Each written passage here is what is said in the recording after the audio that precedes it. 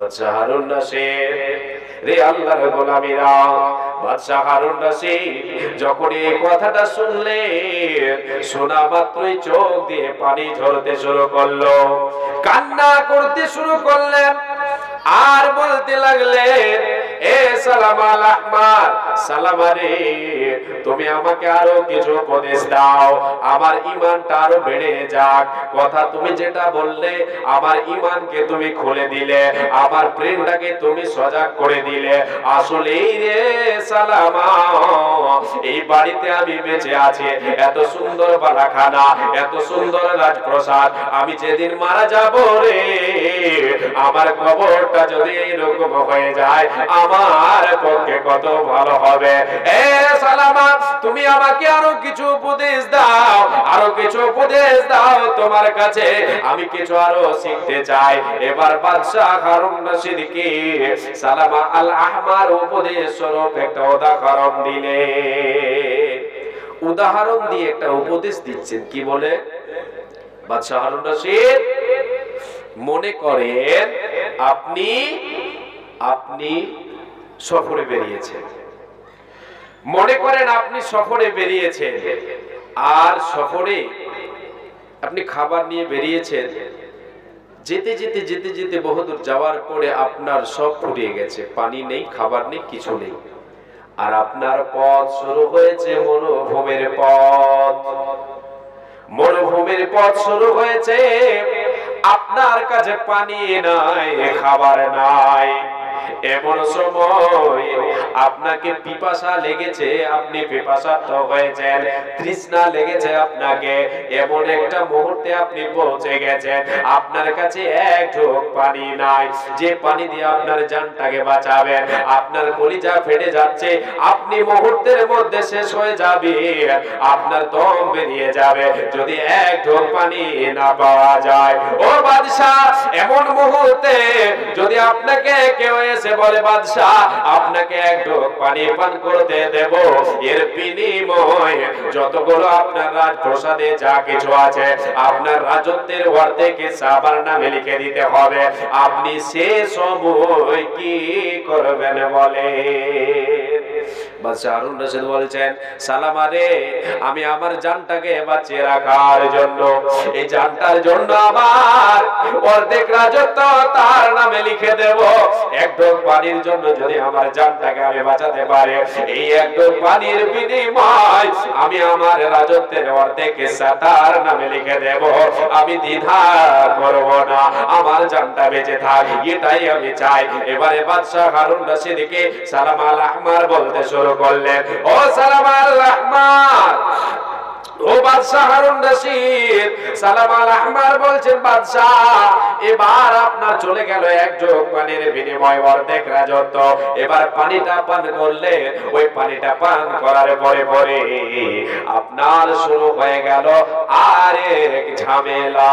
সেটা হলো কি, পেশাব, আপনার পেশাব হচ্ছে না, পেশাব বন্ধ হয়ে গেল, পেশাবের জ্বালা যন্ত্রণা শুরু হয়ে গেল, পেশাব হয় না, ছটপট ছটপট করছেন, উঠছেন বসছেন, উঠছেন বসছেন, পেশাব আপনার হচ্ছে না।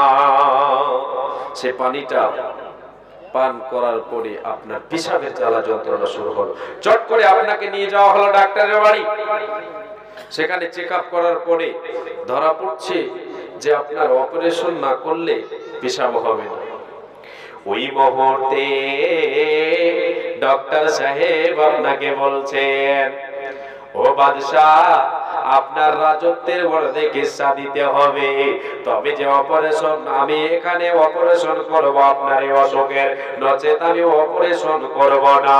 আর যদি আমি অপারেশন না করে মুহূর্তের মধ্যে আপনি মারা যাবেন, এ বাদশাহ এই সময় আপনি কি করবেন? আপনার এই অপারেশনের জন্য, জানটা বাঁচাবার জন্য আপনি কি করবেন বলেন? বাদশাহ বলেন, সালামা রে, আমি আমার অর্ধেক হিস্সা যেটা বেঁচে আছে তার নামে সোনা দানা যা আছে সব লিখে দেব। আমি চাই আমার জানটা বেঁচে থাকুক, আমি চাই আমার জানটা বেঁচে থাকুক, আমি এটাই চাই। এ আল্লাহর গোলামেরা, এ আল্লাহর গোলাম, এ মাই আমার বোন ভাই বাবা যান, আপনাকে আমি বোঝাতে চাই, পৃথিবীতে আপনি চাই কিছু করি না কেন সব কিছু থেকে যাবে, সব কিছু থেকে যাবে। আমাকে আপনাকে বাঁচাতে হবে আমার আপনার জানটা। এই জানটা হলো আমার আপনার কাছে সবচাইতে বেশি মূল্যবান। এই জান বাঁচাতে গেলে, এই জীবনটা বাঁচাতে গেলে, এই জীবনে আপনি যদি সুখ পেতে চাই, পরকালের সুখ পেতে হলে দুনিয়ায় আমাকে আপনাকে সৎ কাজের প্রতিযোগিতা করতে হবে, সৎ আমলের বোঝা আমাকে আপনাকে নিয়ে যেতে হবে। দুনিয়া আমার আপনার জন্য, দুনিয়া আমার আপনার সঙ্গে যাবে না, দুনিয়ার সব কিছু আমার আপনার পড়ে থেকে যাবে, আমি আপনি একাকে চলে যাব। খালি হাত যেতে হবে, আমল ছাড়া আমার আপনার সঙ্গে কিছু যাবে না, যাবে না। মুসলিম হইলে কবরে, খ্রিস্টান হইলে কফিনে, হিন্দু হইলে চিতায় পুড়ে ছাই। ও মানব দুদিনের দোনে আতে গৌরব করার নাই রে কিছু নাই। ও মানব দুদিনের দোনে আতে অহংকার করার নাই রে কিছু নাই। যত সাজাও বাড়ি গাড়ি ইয়ার কাণ্ডে যত সাজাও বাড়ি গাড়ি ইয়ার কাণ্ডে 3.5 হাত মাটি তোমার হবে রে আসর। ও মানব দুদিনের দোনে আতে অহংকার করার নাই রে কিছু নাই। ও মানব দুদিনের দোনে আতে গৌরব করার নাই রে কিছু নাই। সময় তো আর নাই রে বেশি, দমের খেলা সে যেতে হবে সেই ঠিকানায়, যেথায় আপন দেশ রে মানব, যেথায় আপন দেশ। ও মানব যেথায় আপন দেশ, দুদিনের দোনে আতে গৌরব করার নাই রে কিছু নাই। ও মানব দুদিনের দোনে আতে অহংকার করার নাই রে কিছু নাই। কিন্তু মানুষ আদম সন্তান বলে থাকে মালি মালি। বিশ্বনবী বলেন আদম সন্তান দুনিয়াতে বলে মালি মালি, এটা আমার মাল, এই জমিটা আমার, এই গাড়িটা আমার, এই বাড়িটা আমার, এই বলে আমার আমার আমার আমার বলে থাকে। আল্লাহর নবী বলেন রে উম্মত উম্মতেরা তোমরা শুনে নাও, তোমার পৃথিবীর বুকে আমার আমার বলে কোনো লাভ হবে না। মাত্র 3 ধরনের সম্পদ হলো তোমার, মা আকালা ফাফনা আও লাবিসা ফাবলা আও আতাফা কানা। যেটা তুমি জীবনে খাবে এটা হলো তোমার নিজস্ব, যেটা তুমি পড়বে, তুমি যে পোশাক পরিধান করো এটা হলো তোমার নিজস্ব। আও আতাফা কানা, এবং যেটা আল্লাহর পথে দেবে রে, আল্লাহর পথে যেটা দান করবে এটা হলো তোমার নিজস্ব সম্পদ। বাদবাকি কার? আমার আমার বলে তোমার কতটা লাভ দেয় তুমি শুনে নাও, শুনে নাও। নবীজি বলেন ওয়া মা সিওয়া যালিকা ফাহুয়া দাগিবুন ওয়া তারিকুল লিন্নাস। আজকে আমি আপনি বলে থাকি এই গাড়ি আমার, ওই বাড়ি আমার, এই জমি আমার, সব আমার আমার বলি। নবীজি বলছেন না, তোমার সব নয়, তোমার যেটা তুমি যেটা খাবে, যেটা জীবনে বেঁচে আছো যতদিন যেটা খাবে এটা হলো তোমার। দ্বিতীয় নাম্বার যেটা পরিধান করবে, যে পোশাক শরীরে ব্যবহার করবে এটা তোমার। তৃতীয় নাম্বার আল্লাহর প্রতি যেটা দান করবে এটা হলো তোমার। বাদবাকি কার? তুমি যেদিন মরে যাবে, তুমি যেদিন মরে যাবে তোমাকে কাঁধে করে নিয়ে রেখে চলে আসবে কবরে। তোমার বাড়িতে তোমাকে রেখে চলে আসবে অন্ধকার কবরে। সেই কবরে রেখে এসে তোমার আত্মীয় স্বজন, তোমার যারা ওয়ারিস রয়েছে, এরা বিলি বন্টন করে নেবে।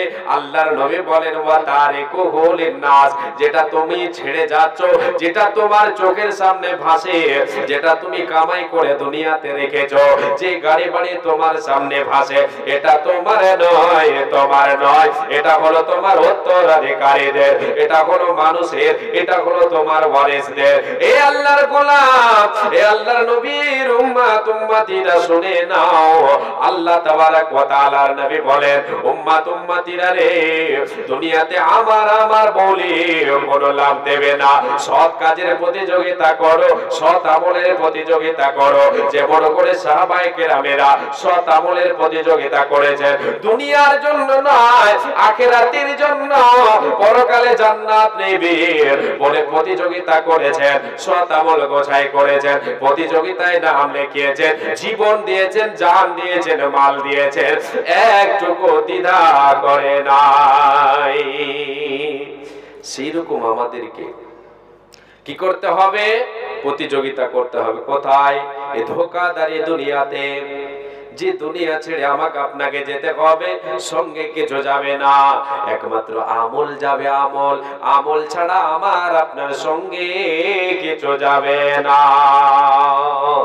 আল্লাহ নবী বলেছেন ইয়াতবাউল মাইয়িতা সালাসাতুন আহলুহু ওয়া মালুহু ওয়া আমালুহু। যখন কোন মানুষ মারা যায় রে উম্মত উম্মতিরা, যখন কোন মানুষ মারা যায় কবর পর্যন্ত তার সঙ্গে তিনখানা জিনিস তার অনুসরণ করে, তার ইত্তেবা করে, কবর পর্যন্ত যায়, কবরস্থান পর্যন্ত যায়। কখানা জিনিস যায়?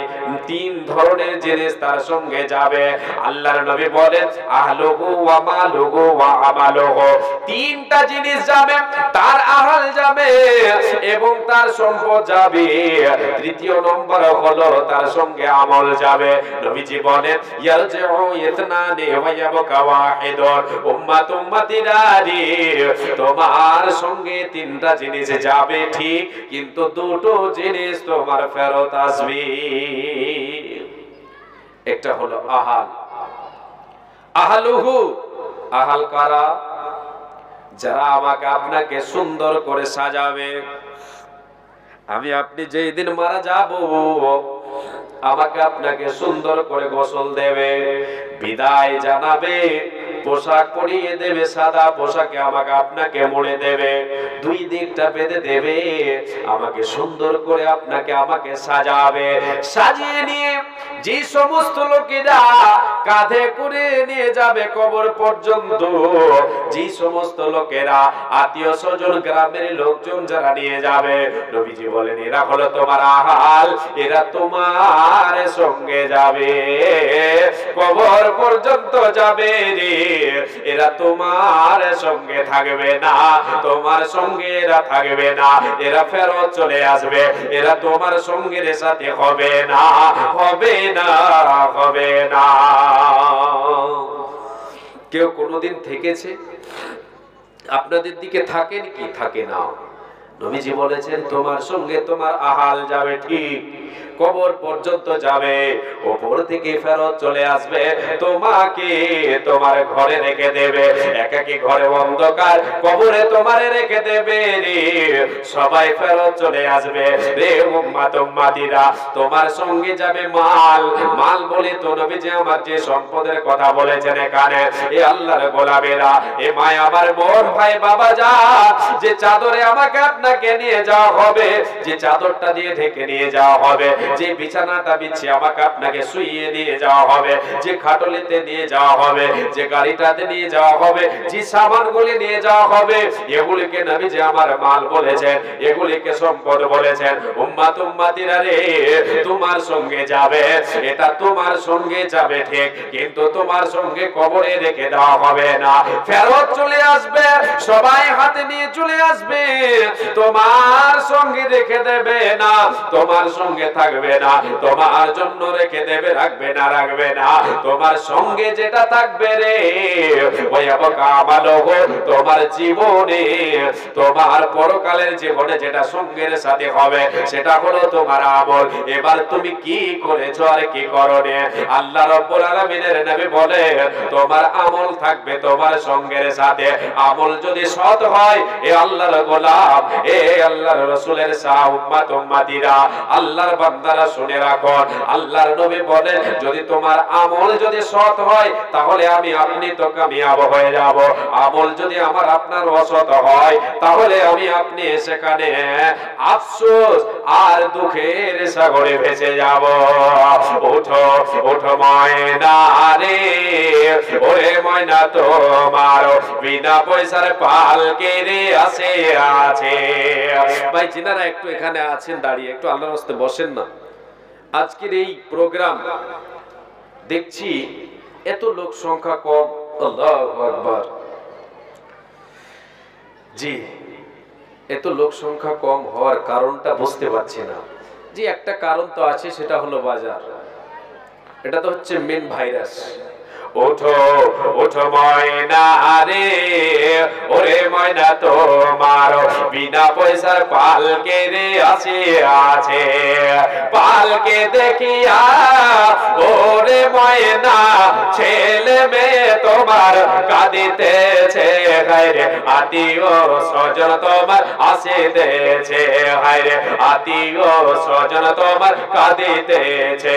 ওঠো ওঠো ময়না রে, ওরে ময়না তোমার বিনা পয়সার পালকে রে আসে আছে, বিনা ভাড়ার গাড়ি রে আসে আছে।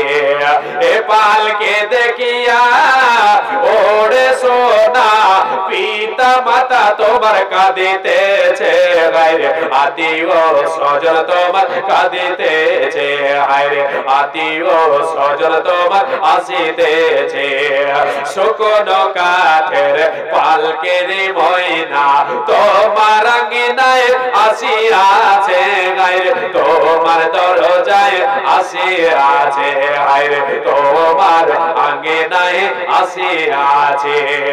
কুলের পাতায় গরম জলে গোসল দিবে ময়না, হলদি নালা গায়েবে গায়ে, আইরে হলদি নালা গায়েবে গায়ে। ওঠো ওঠো ময়না রে, ওরে ময়না তোমার বিনা ভাড়ার গাড়ির আসে আছে, আইরে বিনা পয়সার পালকের আসে আছে। এ কাটলে দেখিয়া ওরে ময়না গ্রামের লোকজন আসিতেছে, আইরে আত্মীয় স্বজন তোমার আসিতেছে, আইরে পিতা মাতা তোমার কাঁদিতেছে, আইরে ছেলে মেয়ে তোমার কাঁদিতেছে। এ আল্লাহর বান্দা, আজকে দুনিয়ার বুকে আমি আপনি যে আমল করব সে আমলটাই হলো আমার আপনার জীবনের সঙ্গের সাথে পরকালের জীবনকে আমার আপনার সুখময় করতে যদি চাই, সৎ আমলের বোঝা আমাকে আপনাকে বহন করতে হবে। দুনিয়ার বুকে সৎ আমল আমাকে আপনাকে গুছিয়ে নিতে হবে, সৎ কাজের প্রতিযোগিতা করতে হবে, অসৎ কাজের প্রতিযোগিতা আমাকে আপনাকে করতে হবে না। দুনিয়া নিয়ে মেতে থাকলে হবে না, যে দুনিয়ায় ধুলিসাৎ হবে সে দুনিয়ার মহাব্বতে পড়ে গিয়ে আল্লাহকে ভুলে থাকলে হবে না, আমার আপনার পরকালের জীবনকে ভুলে থাকলে হবে না। নচেত একদিন আমাকে আপনাকে আফসোস করতে হবে, সেই দিন আফসোস করে কোনো লাভ হবে না। আমার আপনার আফসোসের সময় আসবে, আমি আপনি বুঝতে পারবো যখন আমার আপনার কাছে মালাকুল মউত এসে পৌঁছে যাবে। তাই আল্লাহ রাব্বুল আলামিন বলেন বান্দা, ওয়ানফিকু মিম্মা রাযাকনাকুম মিন ক্বাবলি আইয়াতি আহাদাকুমুল মাউত ফায়াকুল রাব্বি লাউলা আখরতানি ইলা আজালিন করিব ফাআসাদদাকা ওয়া আকুম মিনাস সালিহিন। বান্দারে, আমি যে সম্পদ তোমাদের দিয়েছি এই সম্পদ থেকে তোমরা আমার পথে ব্যয় করো, আমার পথে দান করো। তোমাকে আমি যেটা দিয়েছি সেখান থেকে আমার পথে দান করো, আমার পথে তুমি খরচ করো। সেই দিন আসার পূর্বে সেই দিনে বলে তো মালাকুল মউত তোমার কাছে আসবে, সেই দিন আসার পূর্বে, মরণ আসার পূর্বে তুমি আমার পথে দান করো। অন্যথায় তুমি বলবে যখন তোমার কাছে বান্দা মালাকুল মউত গিয়ে পৌঁছে যাবে, তোমার দমটা কবজ করার জন্য তোমার কাছে যখন পৌঁছে যাবে, বান্দারে সেই সময় তুমি বলবে আল্লাহ দুনিয়াতে আমাকে আর কিছুটা সময় দাও, হে রব্বুল আলামিন কিছুটা সময় আমার আয়ুটা বাড়িয়ে দাও, হে রব্বুল আলামিন এই যে আমার গাড়ি বাড়ি জমি জায়গা ব্যাংক ব্যালেন্স টাকা পয়সা এগুলো দেখতে পাচ্ছে, হে আল্লাহ তাআলা এগুলি তোমার পথে দান করব মাবুদ, তুমি আমাকে একটু সময় দাও, তুমি আমার আয়ুটাকে একটু বাড়িয়ে দাও। রব্বুল আলামিন বলেন বান্দা যেটা তোমার সময় নির্ধারিত আছে সে সময় যখন তোমার চলে আসবে তোমাকে 1 ইঞ্চি পরিমাণ তোমাকে অবসর দেওয়া হবে না, তোমাকে অবকাশ দেওয়া হবে না। তোমার কাছে মালাকুল মউত এসে পৌঁছে গেলে তোমাকে আর ছেড়ে দেওয়া হবে না, হবে না, হবে না। এ বান্দা সে সময় তুমি বলবে আল্লাহ এই যে সম্পদগুলি আমি গছিয়েছি, এই যে টাকা পয়সা ব্যাংক ব্যালেন্স জমি জায়গা গছিয়েছে রব্বুল আলামিন আমি এগুলি তোমার পথে দান করব রে আল্লাহ। দান করে তোমার নেককার বান্দাদের অন্তর্ভুক্ত হব, তাদের সঙ্গে আমি শামিল হতে চাই, তাদের সঙ্গে আমি হতে চাই রে মাবুদ, আমাকে সময় দাও, সময় দাও। রব্বুল আলামিন বলেন বান্দা সে সময় তুমি যতই আরাধনা করো না কেন, যতই কান্না করো না কেন, যতই তুমি চিৎকার করো না কেন, যতই আশা করো না কেন, তোমার কথা শোনা হবে না, তোমার কথা মানা হবে না। মালাকুল মউত তোমার কাছে পৌঁছে গেলে তোমার দম কবজ করে নেবে, তোমায় ছেড়ে দেবে না, দেবে না, দেবে না। এ আল্লাহর গোলাম, এ আল্লাহর গোলাম, এ আল্লাহর বান্দারা, এই ইমানদার ভাই বাবা যান মা জননী আপনাদেরকে আমি বলে যাই আজকে আমার আপনার সম্পদ হলো সেটাই, নিজস্ব সম্পদ হলো সেটাই যেটা আল্লাহর পথে দেব, এটা হলো মুমিনের প্রকৃত সম্পদ। আল্লাহর নবী বসে আছেন, সাহাবায়ে কিরামদেরকে নিয়ে বসে আছেন, ওয়াজ শোনাচ্ছেন, উপদেশ দিচ্ছেন, নেকির কথা শোনাচ্ছেন। আল্লাহর নবী এমন মুহূর্তে বলছেন এ আমার সাহাবীরা, আব্দুল্লাহ বিন মাসউদ রাদিয়াল্লাহু তাআলা আনহু তিনি হচ্ছেন হাদিসের রাবী। নবীজি বলছেন আইয়ুকুম মালু ওয়ারিথিহি আহাব্বু ইলাইহি মিন মালিহি। এ আমার সাহাবীরা তোমরা বলো তোমরা কে এমন আছো তোমরা তোমাদের উত্তরাধিকারীদের মালকে, উত্তরাধিকারীদের সম্পদকে বেশি ভালোবাসো, নিজের সম্পদকে না ভালোবেসে তোমরা তোমাদের উত্তরাধিকারীদের মালকে বেশি ভালোবাসো, তোমরা তোমাদের ওয়ারিসদের সম্পদকে ভালোবাসো। তোমরা কে এমন আছো? যখনই আল্লাহর নবী এই কথাটা বললেন সাহাবায়ে কিরামেরা উত্তর দিলেন ক্বালু ইয়া রাসূলুল্লাহ মা মিন্না আহাদুন ইল্লা মালুহু আহাব্বু ইলাইহি মিন মালিহি। নবী গো আমাদের মধ্যে কেউ এমন নেই, কেউ এমন নেই, এমন কোন হতভাগা আমাদের মধ্যে নেই যে নিজের সম্পদকে ছেড়ে দিয়ে ওয়ারিসদের সম্পদকে ভালোবাসবে। নবী গো আমরা আমাদের নিজের সম্পদকে ভালোবাসি, আমরা আমাদের উত্তরাধিকারীদের সম্পদকে ভালোবাসি না। যখন এই কথা আল্লাহর নবীকে সাহাবায়ে কেরামেরা বললেন, আল্লাহর নবী এবার বলতে শুরু করলেন রে আমার সাহাবীরা তোমরা যখন নিজের সম্পদকে ভালোবাসো তাহলে তোমরা শুনে নাও তোমার নিজের কোনটা তোমার ওয়ারিসদের কোনটা। ফাইন্না মালাহু মা কদ্দামা ওয়া মালু ওয়ারিথিহি মা আখারা। সাহাবীরা রে আমার উম্মতেরা, এ আমার উম্মতিরা তোমরা শুনে নাও যেটা আল্লাহর পথে তুমি বেঁচে আছো, আল্লাহর পথে প্রেরণ করে দিলে, আল্লাহর পথে দান করে দিয়ে আগামীর জন্য তুমি জমা রেখে দিলে, এটা হলো তোমার নিজস্ব সম্পদ, এটা হলো নিজস্ব তোমার টাকা পয়সা, এটা হলো নিজস্ব ধন তোমার, এটা তোমার নামে রেকর্ড হয়ে গেল, এটা তোমার নামে দলিল হয়ে গেল, এটা কেউ কেটে দিতে পারবে না, এটা কখনো কেটে যাবে না। রে আমার সাহাবীরা, রে উম্মতিরা, যেটা তোমার চোখের সামনে ভাসে, যেটা তুমি জমা করে রেখেছো, যে গাড়ি বাড়ি তোমার কাছে আছে, এগুলি তোমার নয়, এগুলি হলো তোমার উত্তরাধিকারীদের, তোমাদের ওয়ারিসদের। তাহলে আমরা যে সমস্ত সাই সম্পদ আমরা করে থাকি, এগুলি আমার আপনার নিজস্ব না। কার ভাষায় বুঝতে পারলাম? রাসূলের ভাষায় বুঝতে পারলাম। বিশ্বনবী দয়ার কান্ডারি মুহাম্মদুর রাসূলুল্লাহ বলেন সাল্লাল্লাহু আলাইহি ওয়াসাল্লাম, দয়ার নবী আমাদেরকে জানিয়ে দিয়েছেন, রে উম্মত উম্মতিরা, আল্লাহর পথে যেটা দান করবে এটা হলো তোমার নিজস্ব সম্পদ, এটা হলো তোমার নিজস্ব সম্পদ। দুনিয়াতে আমাকে আপনাকে সৎ কাজের প্রতিযোগিতা করতে হবে শুধু নেকির আশায়। এই আল্লাহর গোলাম সৎ কাজের প্রতিযোগিতায় নাম লেখাতে হবে, পরকালকে স্মরণ করি, পরকালে সুখের জায়গা, পরকালে সুখের জায়গা জান্নাত পাওয়ার জন্য আমাকে আপনাকে সৎ কাজের প্রতিযোগিতা করতে হবে। দান হচ্ছে একটা সৎ আমল, এই আমলে আমাকে আপনাকে প্রতিযোগিতা করতে হবে। সাহাবায়ে কিরামেরা যেমন প্রতিযোগিতা করেছিলেন, হযরতে উমর রাদিয়াল্লাহু তাআলা আনহু তিনি নিজে বলছেন, কি বলছেন হযরত উমর রাদিয়াল্লাহু তাআলা আনহু, যে আল্লাহ তাবারক ওয়া তাআলার নবী যখন তাবুকের যুদ্ধে যাওয়ার জন্য, তাবুকের ময়দানে যাবে, যুদ্ধে যেতে হবে, সে সময় অভাব বন্টনের সময় আল্লাহর নবী এলান করে দিলেন, সবাই সাহায্য করো, দান করো, যে যা পারবে দাও, কোরআনের জন্য তোমরা দান করো, আল্লাহর পথে দান করো।